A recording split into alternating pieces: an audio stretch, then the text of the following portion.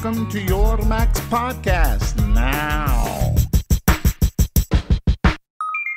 Sometimes these things just fall into your lap, and Ustream couldn't be the happier for it.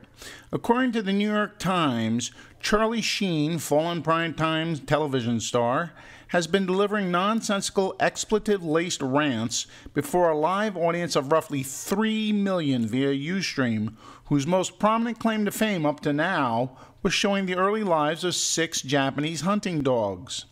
Sheen's Corner, tagline, "You're either in Sheen's Corner or you're with the trolls," has elevated Ustream into the pop consciousness for a second time. It was first introduced in March 2007.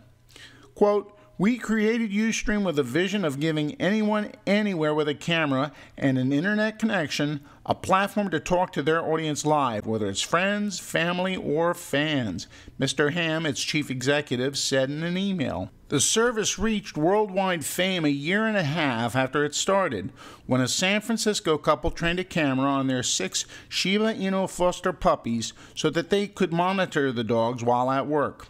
Within a month, the puppies had drawn 3 million visitors, serving as a cuddly distraction from a contentious presidential election. A second litter of puppies drew more than 26 million total views, making it the most watched continuous live stream on the site. The Obama inauguration and Michael Jackson's funeral also brought Ustream attention. Recently, the Chilean minor rescue attracted 5.3 million viewers in just over 2 days.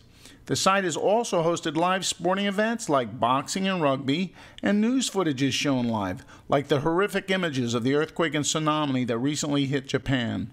But Mr. Sheen is a clear ratings winner. Quote, "Sheen's Corner came upon us really quickly," said Ms. Fox. "It was an opportunity grabbed very nimbly by one of the guys in our content group.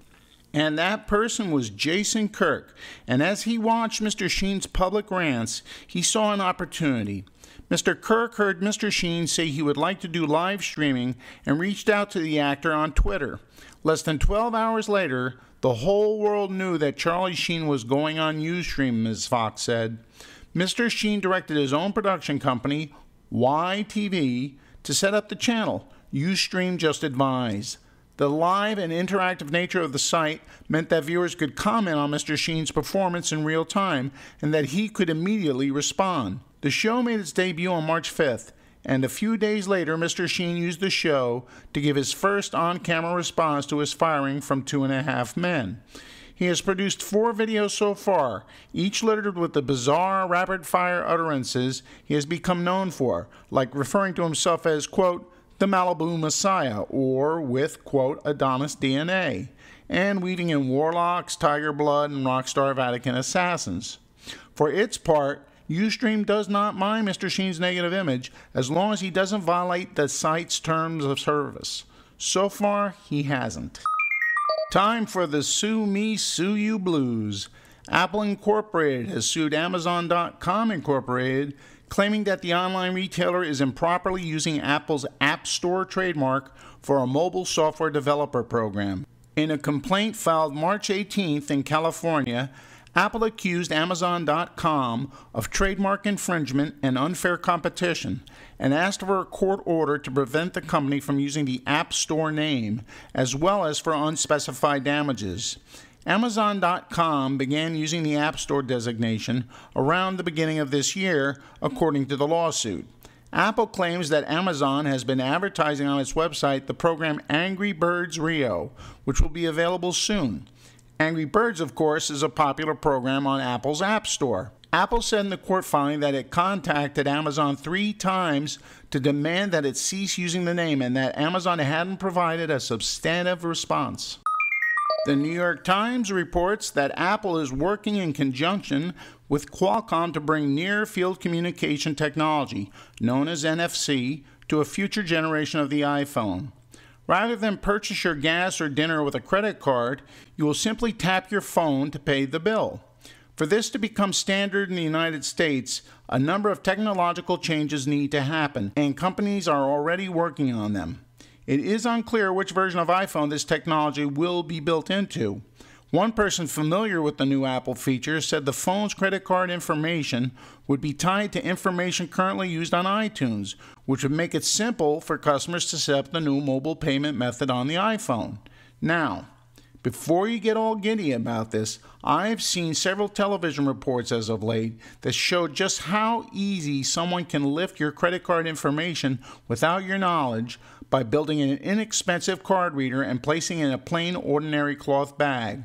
All the thief has to do is walk closely past you, and tests have shown that this method has a success rate of around 70%. As always, sleep tight. And finally, if you can't beat 'em, sue 'em. Ain't Afraid of All Things Digital reports that Microsoft is continuing its legal assault on Android by suing Barnes & Noble and two of its contract manufacturers over the company's Nook e-reader, alleging patent infringement. The actions, filed in U.S. District Court in Washington and with the U.S. International Trade Commission, charged the bookseller, Foxconn International, and Invitech with infringement in conjunction with the Nook. However, Microsoft's statement showed its target is the broader Android operating system.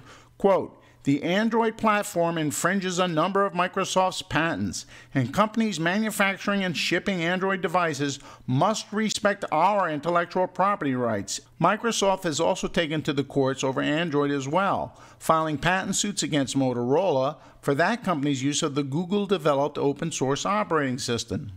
Redmond has said that, while it hopes Windows Phone will eventually rival Android in the market, it is seeking revenue for its mobile patents from those making Android-based devices.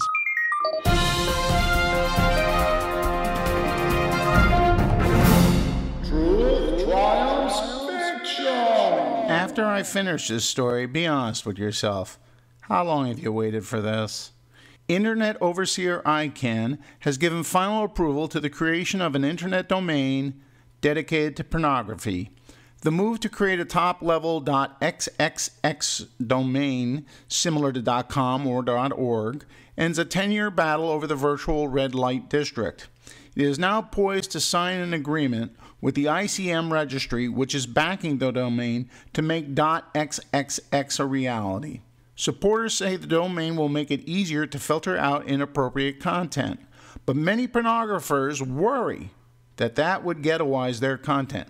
Religious groups have argued that giving pornography sites their own domain legitimizes the content. Initial approval of the .xxx domain was given in 2005, but it was rescinded following protests from politically conservative groups. ICM said last year that it had more than 110,000 pre-reservations for .xxx domains. In February 2010, a panel of U.S. judges said ICANN erred, if you're speaking English, in denying the approval of the domain.